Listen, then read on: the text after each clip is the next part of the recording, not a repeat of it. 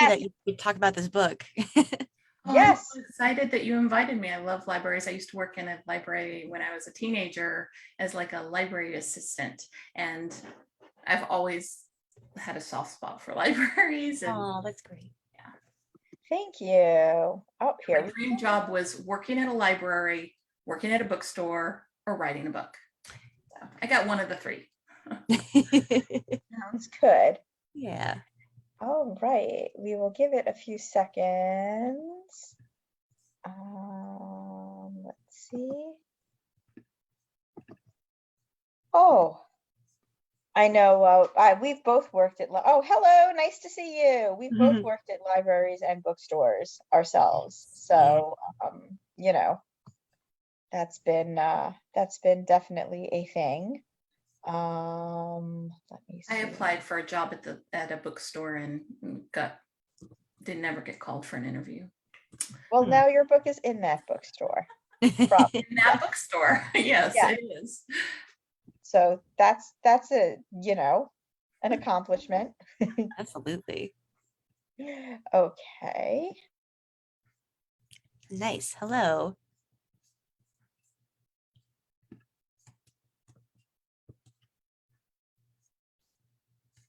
Okay, just a few more minutes and we will get going.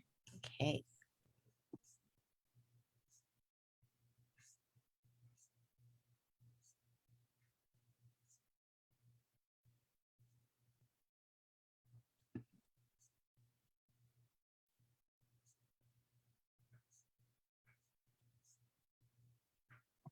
Heather, are you in the West Coast, the East Coast? I'm on the West Coast. You're on the West. Yeah, I'm in California, in Northern California. Oh, wow. So like it's a lot earlier there today. It is. I know. I still have light, natural light behind me. Oh, nice. That is very cool. Yeah, we're pretty much, our day is pretty much coming to a close here.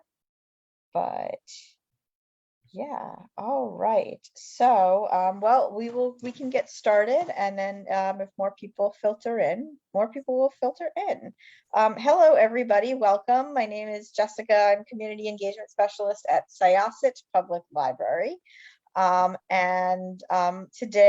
Tonight, wherever it is that you are, time of day, I am co-hosting this with my coworker, Jen, hello.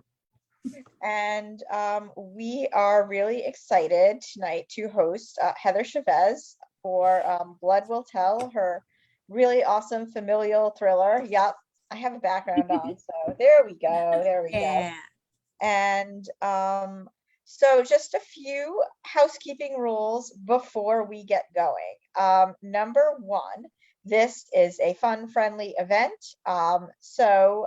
We say keep it friendly, keep it nice. Any semblance of hate speech, racism, abusive language will have you booted from the meeting, which is not why we're here. Oh, that reminds me, this is actually not a meeting. This is in webinar mode, which is why we are the only ones who can share our screen. However, we do encourage audience participation through the Q&A and the chat function. So without any further ado, I am going to invite Heather to introduce herself and tell us about her book.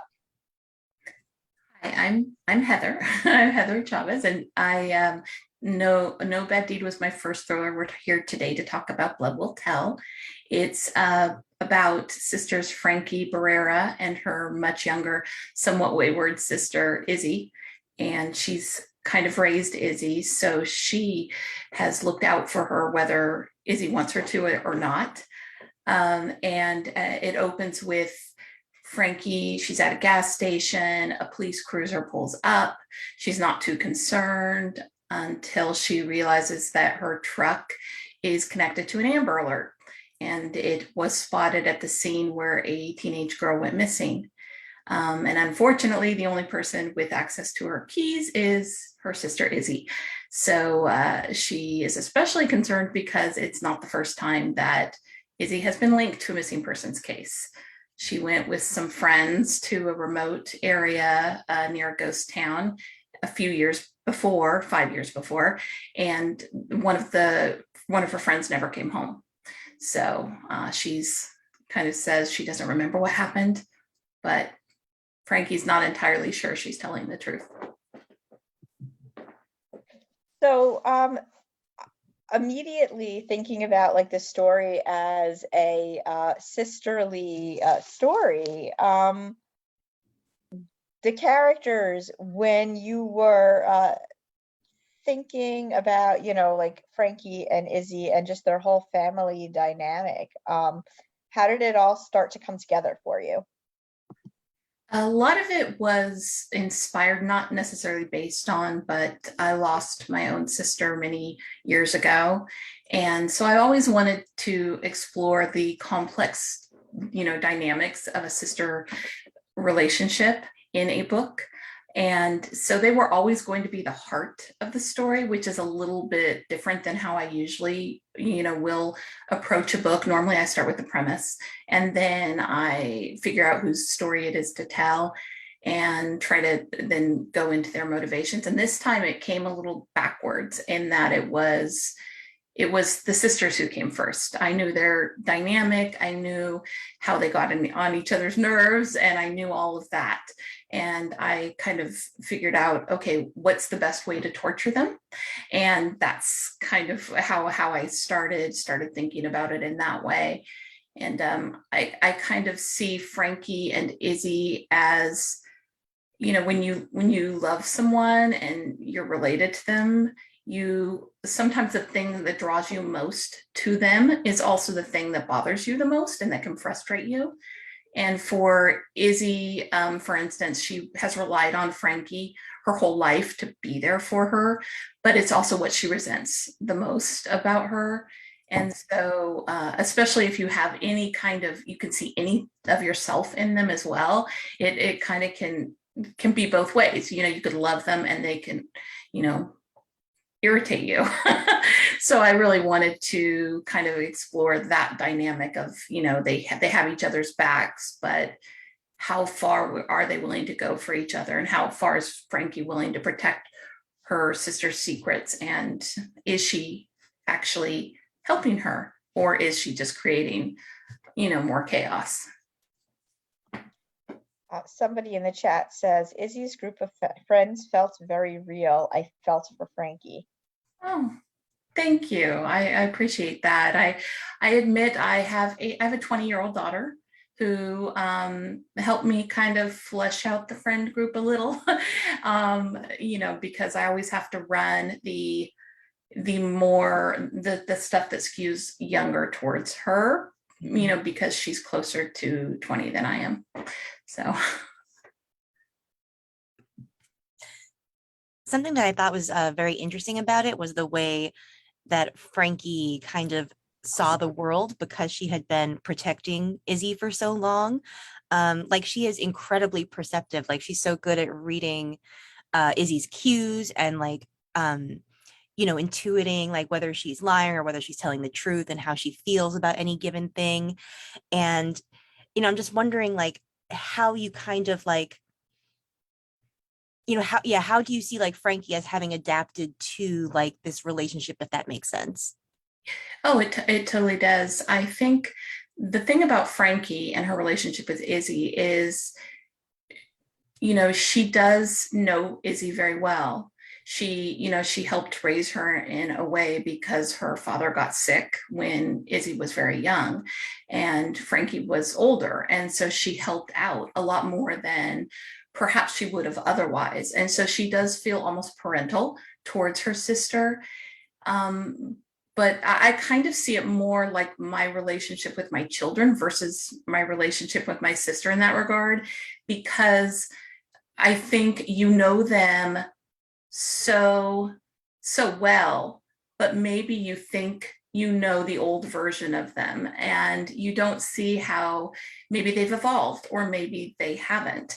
And there are parts of their lives they keep secret. And so Frankie, sometimes she thinks she knows Izzy better than she does, but sometimes she also knows Izzy better than Izzy thinks she does too. So there's that, tug between the two of them as to acknowledging, the authority of each other, but also the way they've changed in their relationship, and how it's evolved over the years and how it should continue to evolve is kind of one of the themes I was playing with.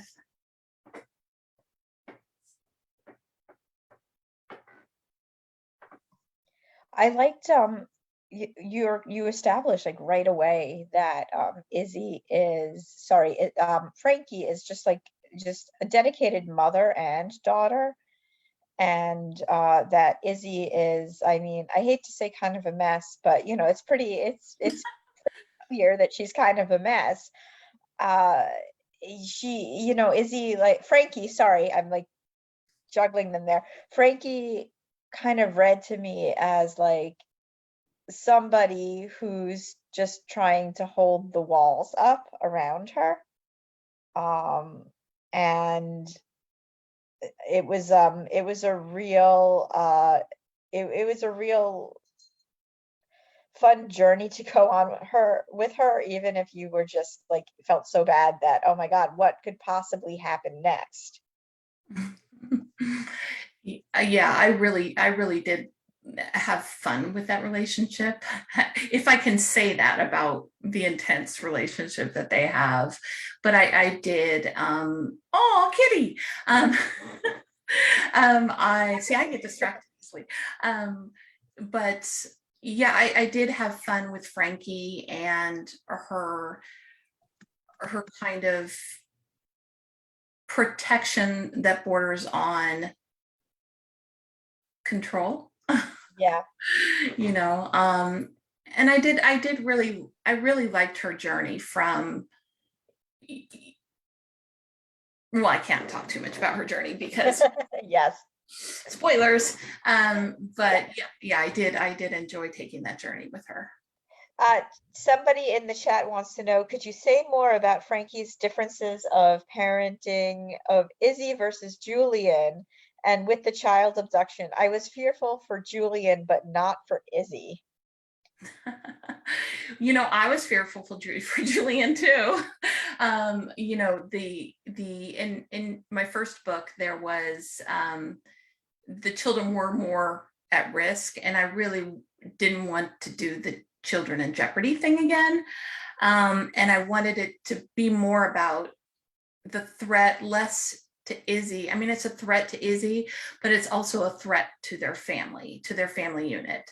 Because one of the themes that really appealed to me about this story, with Frankie especially, is the obligation to yourself versus obligation to family and others. And where do we draw the line, and where do we cross the line?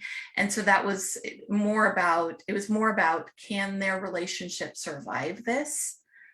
Then is Izzy going to survive this? At least in my head. I mean, I hope there was tension as far as the action goes as well. But it was also kind of like, their relationship might not survive it, because, there's a lot of, like I said, the tug between them is just so intense. There's a great question in the Q&A. And I'm sorry that Robin has like intruded on our conversation here. An anonymous attendee asks, was Marina based on any missing cases that you had read about? She was not. Yeah, no, it was the general. I admit, when I first envisioned her, she was the age of my own child, and so it was more like driven by maternal fear, because she is at that age where she's 17, she's almost 18, and so she's at that age where at 18 it's different than 17, but it's only months you know? So it was more driven by that than an actual missing persons case.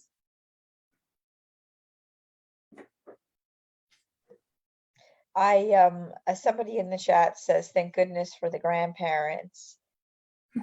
Yeah, that was a heavy load for them to bear as well, though. And I thought that, like, when you kept going back to the night in question with Izzy and that whole group, there was just like a lot of really good balance between memory and storytelling and just sort of like drawing up the friend group.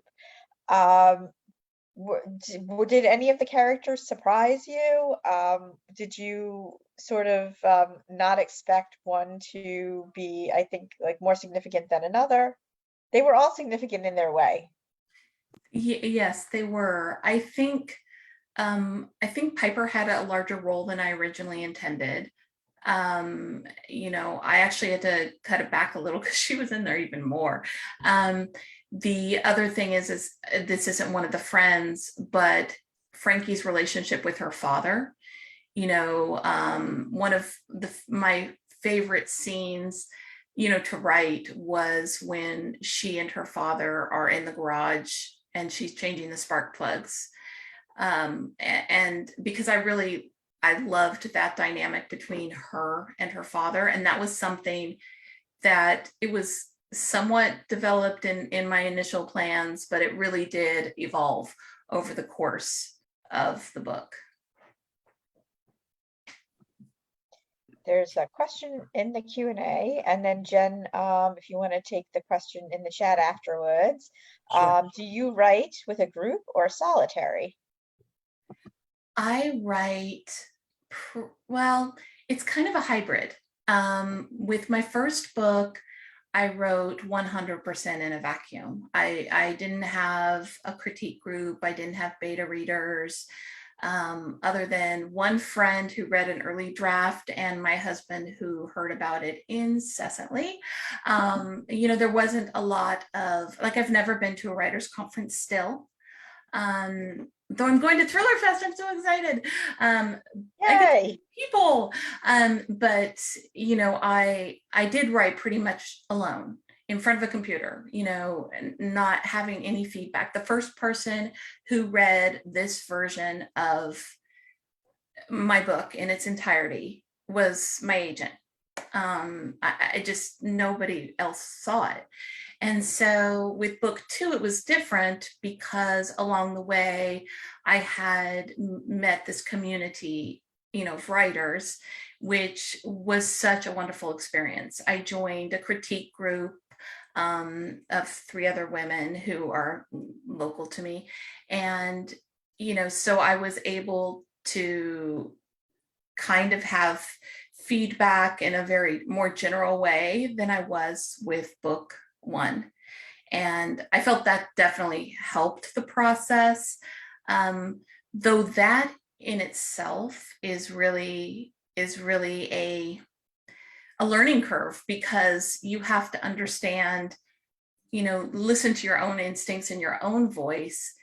And you can have too many people in that process. So I feel like I've just the right amount of people whose, you know, opinions I respect weighing in on it. So it's, yeah, it was a different experience between books 1 and 2. Oh, interesting. Okay, there's another question from the chat. Please talk about setting and location.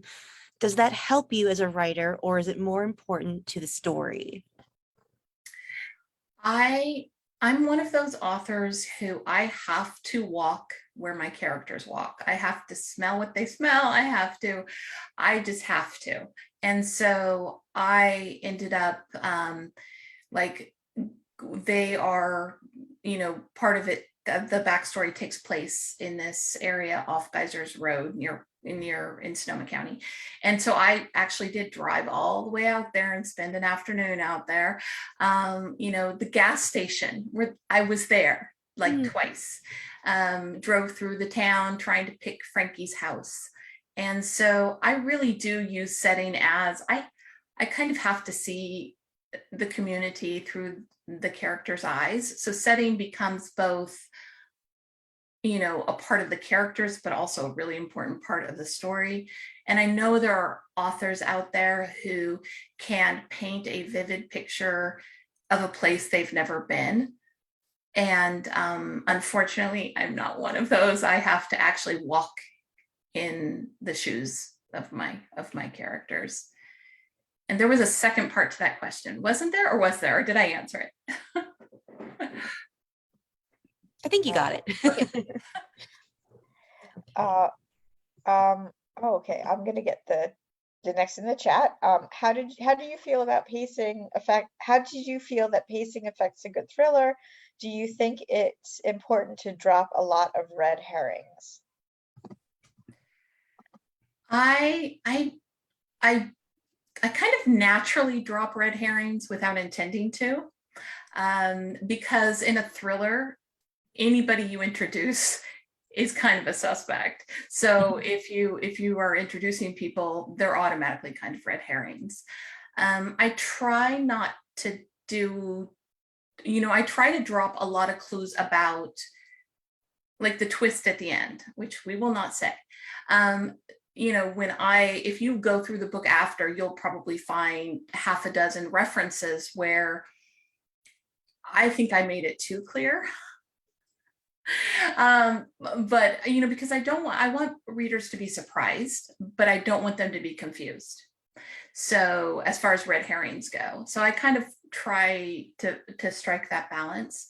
As far as pacing goes, I would say I tend to like things a little bit faster paced. Like, I like shorter chapters.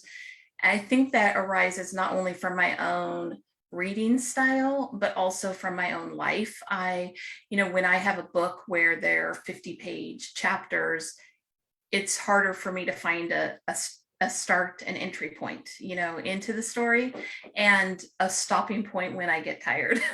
So I do tend to use short chapters as one of my pacing tricks, if you will, or styles. I also tend to write, as action picks up, especially, I write shorter paragraphs, shorter sentences. And, I feel like maybe the second book is a little bit of a slower burn than the first one. But I also feel like, to me, pacing is a huge part of thrillers. So I do try to pay attention to that. Okay, we have another good question from the chat. Is that a T-Rex sculpture behind you? I've been wondering that too. It is. It's Heather's, it's my next idea. It's a cookie jar. And so what I do, because I tend to get distracted with those ideas, so I tend to write it on a Post-it, fold it up, and stick it in the cookie jar, which is indeed a T-Rex. So it's full of Post-its that are folded up and stashed for later. Ooh, I love that. I love that it's a visual reminder too of how many ideas you have and how many, things are circulating. That's really fun. Yeah, and it's so easy to get distracted. At first I tried to use a Word document to stash all my ideas when they came. It's not like my brain is brimming with them, but when you're writing a book, you kind of like, it's like the dog squirrel, and you don't want to be distracted. So I tend, at first I did the Word document, but that was too easily accessible and it was too in line with what I was working on. So I'd go and visit it, and I don't want to do that. So the folded up Post-it in the cookie jar seems to work for me.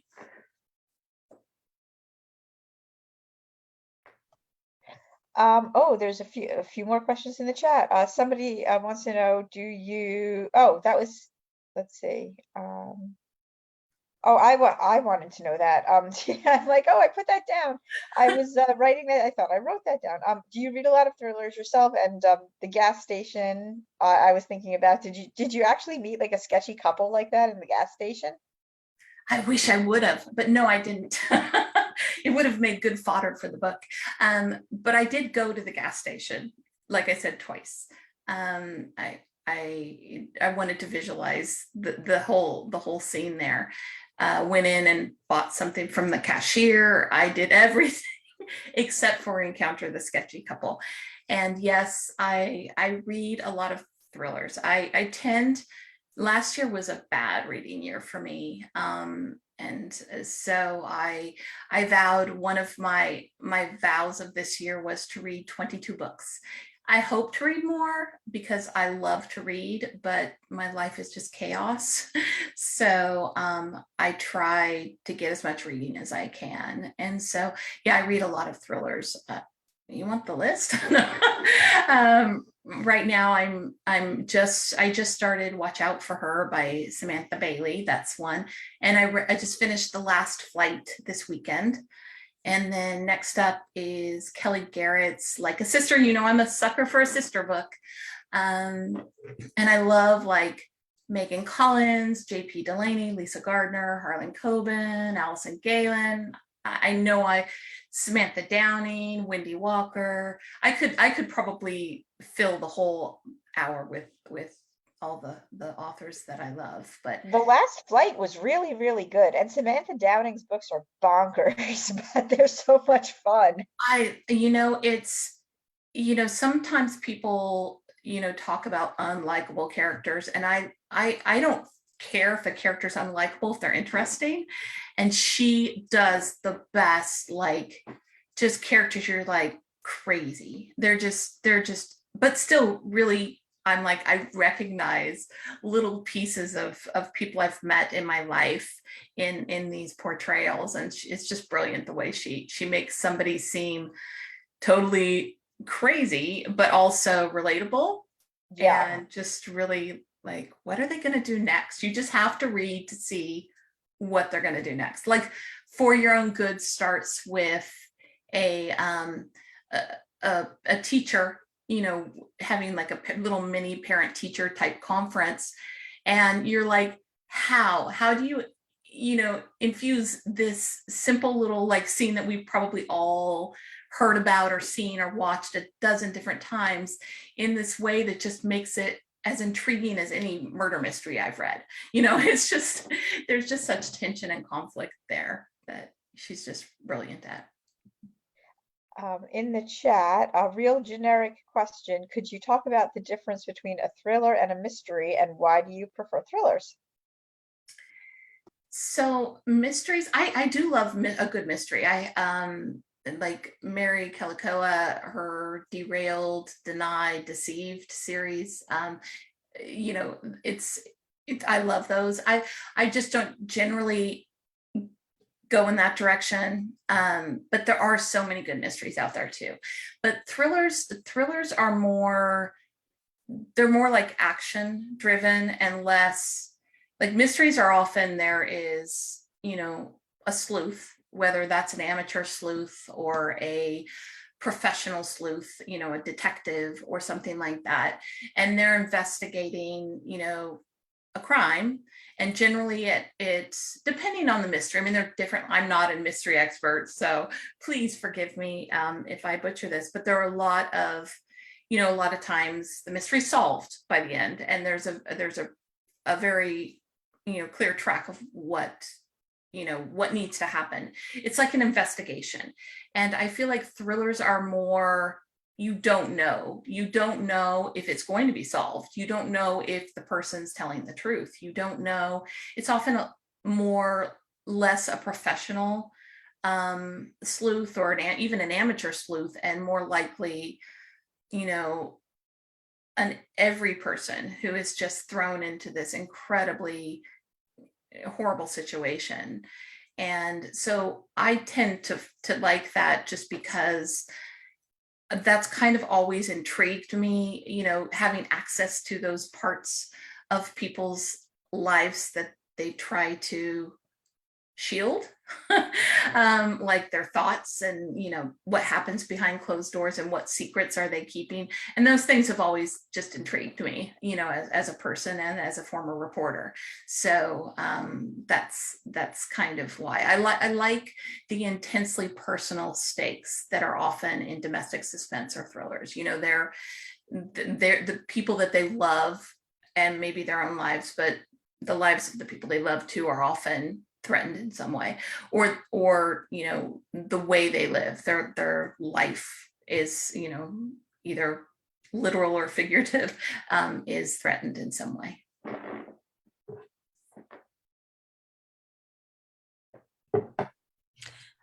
Where should I go next? We have a Q&A and a chat one. I'm going to Q&A. I don't think we got to that one. Okay. This is a follow-up about the T-Rex. Do you keep plot points in there as well? I do. Should I draw one just random? That would be amazing. Yeah, that would be fun. Yes, Okay. please. Yeah, let's do that. It says my next big idea. Okay, I hope this is okay. Let's see. Ooh, okay. Opens on a party at Club Med-like Resort toward the end of the season. Protagonist drinks too much and wakes up the next day alone. And that's it. Yeah. I That like sounds it. like a premise. Mm. That goes back in the jar. And there are character names, and there are settings, and there are various things that just happen. Mm. And now T-Rex doesn't have a head. Oh, So but sorry. that's really cool. It's like your jar full of prompts. That's amazing. Yeah. Oh, go ahead, Jen. Sorry. Oh, I guess I'll go to the chat now. This is harkening back to the previous conversation. Eliza Jane Brazier's books remind me of Samantha Downing. You know, I have her books, Mm. and I've heard great things about them, but they're on my to be read list, which is quite large. Like I even the books I pre-order, like there are certain authors that are an automatic pre-order for me, like Harlan Coben, Lisa Gardner, JP Delaney. I mean, I could go on, but there's a ton, there are probably at least a couple dozen that are automatic for me. And I haven't read the last 2 Harlan Coben books. 2! And that's never happened. I usually read them the day. In fact, when I went to see him at an author event there, back in, I think it was pre-pandemic, so 2018 maybe, I actually, part of the event was a book. You had to buy the book in order, you know, to go to the event. And so I actually took my daughter, so I got 2 books, and I actually bought the book before the event because it was a week after release and I couldn't wait a week. So that just shows how behind I am on my reading. I'm so behind. There's so many great books that I wish there were more hours in the day. Okay. Let's see. Oh wait, there's something in the Q&A. Did your time as a reporter shape how Frankie went about her own investigation? I think it did to some degree. I think you do get a feel for the investigative process, but I also think that's like I also tend to interview experts on the subject. In this case, there's a retired police lieutenant that I talk to when I'm stuck. So yeah, so it's a combination of my own instincts and experience, as well as relying on the experts when I need to.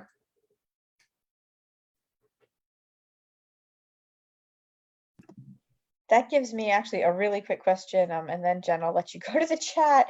And I was like, again, this is me just being overtired. I almost typed it in the chat myself, like before. I then like didn't even realize I'm like, oh, I was thinking this too. Oh, right, no, because this was my question. Actually, so another thing that like a theme in this book is grief. Mm-hmm. And I mean, I'm not going to give anything away, but the idea of like a grief camp comes up. Mm-hmm. And I thought it was really interesting. Are there grief camps out there? Did you talk to people who counsel in them? In that one, I didn't talk to anybody, but I watched documentaries. I read up on them. you know, as I mentioned, you know, my own sister passed away. And so I think grief was a natural undercurrent of the book anyway. And I think, you know, having seen, and not to get too maudlin here, but, you know, having seen, you know, her children were young when it happened, and children grieve differently. And so to, you know, I was actually really, when I read about a grief camp, and I'm like, I need to include that, because the thought that such a thing exists was news to me. And also I thought just such a great thing to exist in the world. So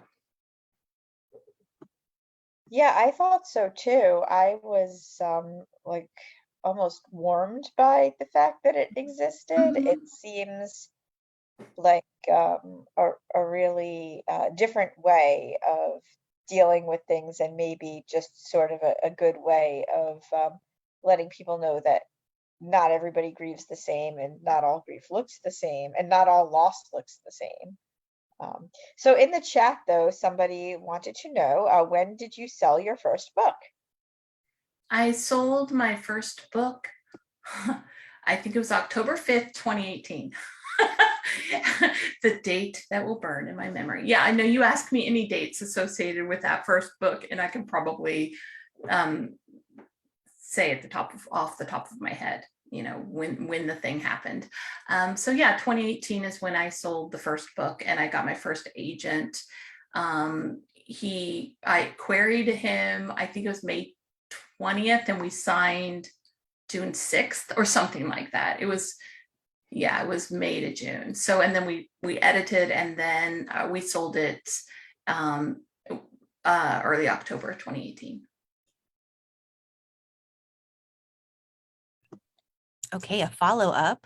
Was that the first book you shopped to agents? Do you have one in the drawer?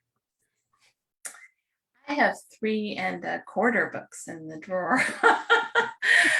It was the first. I wrote the very first book back in the day when you sent it through the mail. And so I did send, I think I sent 3 copies or 4 copies of that first book out.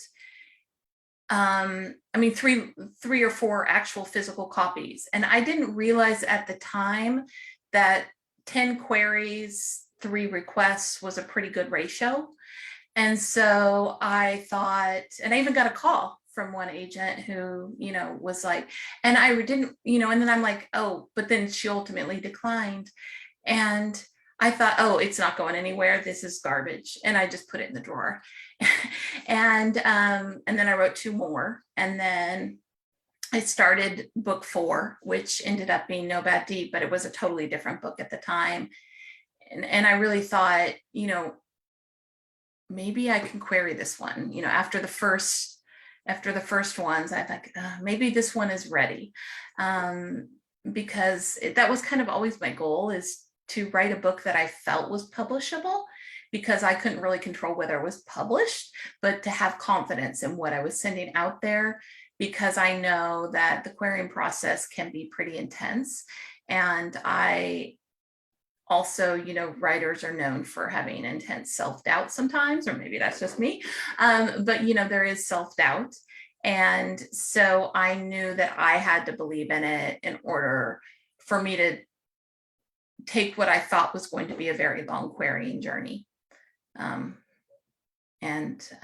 So yeah, so it was the first one I actively shopped, though there were a couple hard copies of that very first book sent through the mail many years ago. There's a question in the Q&A. Were your other books thrillers? Do you enjoy other genres that you might try to write in? I don't think, well, I can't speak forever, honestly, because who knows, you know, people evolve. I will say I enjoy reading in other genres. I don't know that I would write in other genres, just because the need to write a thriller is so deep in me. But, you know, I do read other genres, but actually more so since becoming an author before, before getting since getting the book deal, because I didn't really have exposure. I was pretty limited. I always have had a soft spot for apocalyptic YA. Um, and then the occasional, like, I love the Dresden series, which, wizards, yay. So I do dabble in other reading, but it wasn't until I was an author that, and I met other authors and I'm like, sure, I'll try historical fiction, which I don't think I ever read a historical fiction before becoming an author. And so it's kind of nice to try other genres. I do primarily stay in suspense thrillers just because there's so many fantastic books in the genre that, there's so many people who create these amazing works of art. And so I tend to dabble more in what I watch on TV than I do with my reading.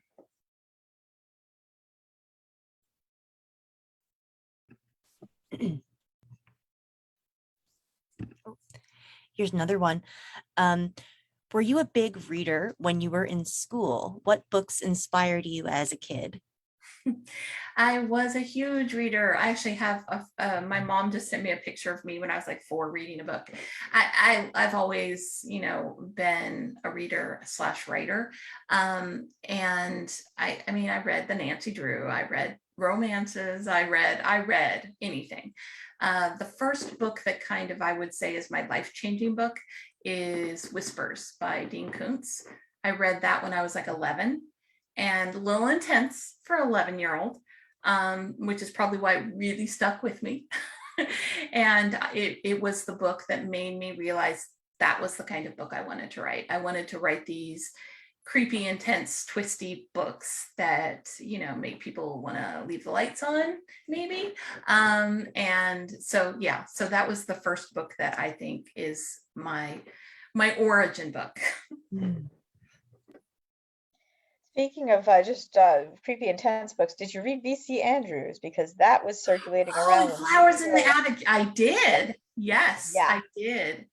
Yeah, I forgot about those. Oh, those are hard. Those burned in my mind. I did. It's funny because I was thinking about this during this process, how different my sister and I were. But the one thing we shared was we loved like dark and creepy books. And so she was the one who read Flowers in the Attic first, and then I, stole them from her and borrowed. And then she loved John Saul. She was a huge John Saul fan. I was a Dean Koontz fan. So, but I did read the occasional John Saul too. And so, yeah, and Stephen King, of course, the master. And so I did read some of those as well growing up. Something about those covers, those were like just iconic. I don't think anybody has used book covers that way, like ever. Whoever marketed those was just genius, because I remember the books were always so creepy, and there was just this frightening picture of like a house and then like a girl who looked haunted, and then you'd open up the cover and behind the girl was an even more creepy family in like every single one of those books. Yeah, those were intense. Yeah, that's so now you understand Yes. the way I write. Which leads me to the next question in the chat. Do you write to a soundtrack? I don't, because I need quiet. In fact, I invested in noise canceling headphones or earbuds, I should say, because I need to focus, and I can't have a messy desk and I can't have noise. Though, I do sometimes, like sometimes I will put on nature sounds if I'm writing a scene. Like if it's a rainy scene, I'll put on rain noise. I have a lot of soundtracks of the world, like as far as like, oh, there's the city scene, there's the, so I do use those. But as far as music, even classical is distracting for me. Wow. That's interesting. I don't know that I could do anything in silence. Maybe that's because my life is so chaotic. I don't know about you, Jen. I know you've written. Do you write in silence too?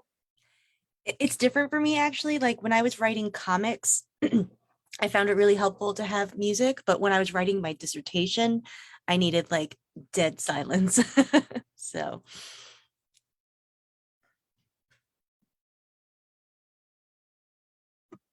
So what are you watching on television? That's something I'm curious about because you said you can focus on that, and we talked a little bit about that before we started. I'm just finished binging Ozark and just finished binging After Party and Severance. And Severance had the most tension in a season finale I've seen in so long. It because it starts out with a slower burn, and it is not like it's a it's not one of those thriller type shows, but that there was so much, they played so well with tension in that finale that it's a masterclass in building tension. So I highly recommend that. I'm finishing up Killing Eve because I love that. And see, I can talk about TV all day too. But yeah, those are some recent things that I've been watching. Yeah, those are good. And I know we talked a little bit about how I have to pick up After Party at some point again soon. It's difficult. I mean, like even like a lot of like TV based on books Mhm. are just really, really well done. Oh yeah, I just actually, that reminds me, I just finished Pieces of Her as well, which is based on the Karen Slaughter book. And I really do love limited series because then you can be done and you'll be like, okay, now I've got to focus on my writing or my editing and or reading or life or work, and so you don't have to commit to the old way of watching TV where there's 22 episodes and season after season after season until it just kind of peters out. So I not that I don't watch those shows too once in a while, but those are just so much more of a commitment. And so I really love what's being done with the streaming services now with the tight seasons. Ted Lasso, that's another one I love, but Ted Lasso is so perfect and perfect. pure and adorable in every way. Yeah, and the first episode, I was like, it was like the first episode, I was like, I want to write this. I mean, I don't want to, I couldn't, it's not my thing, but I had writer envy. I definitely, between that and Severance, I mean, writer envy is real. I'm watching these thinking, if only I'd written that. Um, there's a few. Yeah, go ahead, Jen, take the next one. sure. Some more in the Q&A. Did you know the end point of Blood Will Tell before you finished writing? I did. I usually know how a book is going to end. I need to identify how it's going to start, how it's going to end, whose character is, at the heart of it, and also what their fatal flaws are, like what are their blind spots. I kind of have to know that before even typing the first word. The ending can sometimes, depending on the book, be somewhat nebulous, and with Blood Will Tell, for instance, I won't give any spoilers, but with Blood Will Tell, for instance, I knew who had to be present. I knew how the action needed to unfold, but I hadn't identified the action that would unfold, if that makes sense. I hadn't identified exactly what would happen. I just knew who would be there in that moment and how it would, in a general way, how it would go down. So, but I do tend to kind of tinker with it also. In the chat, somebody says, love your titles. Where do they come from?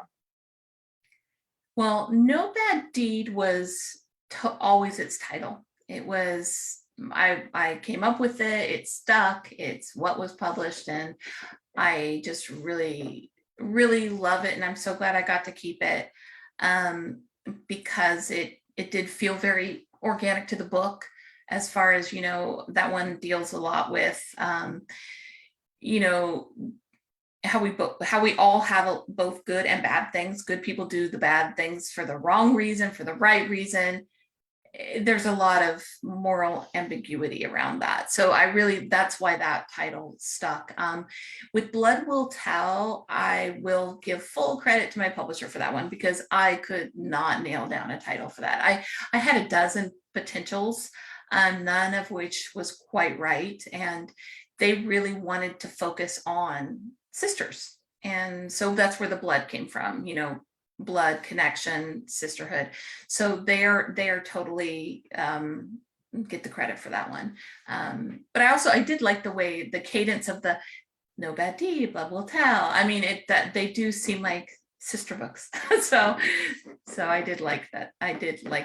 That's what they settled on.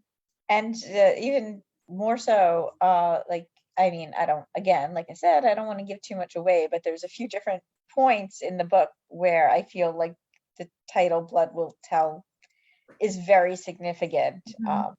But again, that would be giving a lot away. Yes. You want to get the next one? Sure. From the Q&A, do you watch a lot of true crime? I don't. It's funny because we were talking about how I was saying, oh, I should watch more true crime. I should, because I really don't. I used to watch a lot more. But now I really don't. One of the books that I recommend, like constantly, like I'll probably talk about this book more than I talk about my own books, is Megan Collins' The Family Plot.